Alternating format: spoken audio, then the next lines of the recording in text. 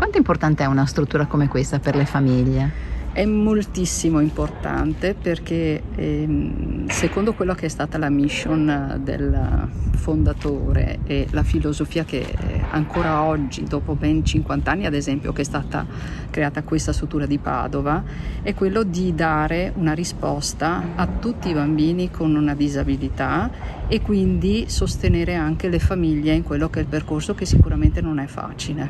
Questa struttura, questa stanza, perché è importante? Che cosa vi consentirà di fare in più con questi bambini? Allora, ci dà una marcia in più perché ci dà una metodologia attraverso una strumentazione che ovviamente è presente ma è strutturata nell'ambito di una stanza. Allora, alla nostra famiglia esistono i terapisti che tutti molto motivati, professionali, svolgono questo lavoro secondo quelle che sono le più recenti linee guida, per esempio per l'autismo, perché in effetti è una stanza pensata per questi bambini.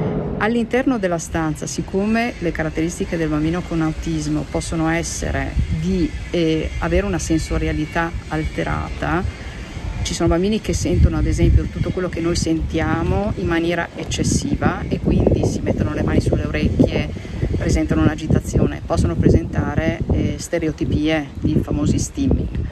Però e quindi questo processo interferisce in quello che è il processo normale di crescita, perché tutti noi impariamo, cresciamo e diventiamo adulti proprio attraverso i sensi, attraverso la conoscenza e attraverso l'esperienza. Quindi questi sono è come se fossero bloccati. Esistono poi bambini con autismo invece iposensoriali, per cui è come se invece gli stimoli non li sentissero e quindi tendono a rinchiudersi nel proprio mondo. Questa stanza permette, attraverso un setting ben preparato e mediato dal terapista, di poter fornire i più giusti stimoli a questi bambini e quindi permettergli, in una situazione anche di benessere, in un ambiente che è ludico, di poter invece concentrarsi di più, sentire bene loro, sentirsi a proprio agio e poter sperimentare quella che è la conoscenza delle cose del mondo.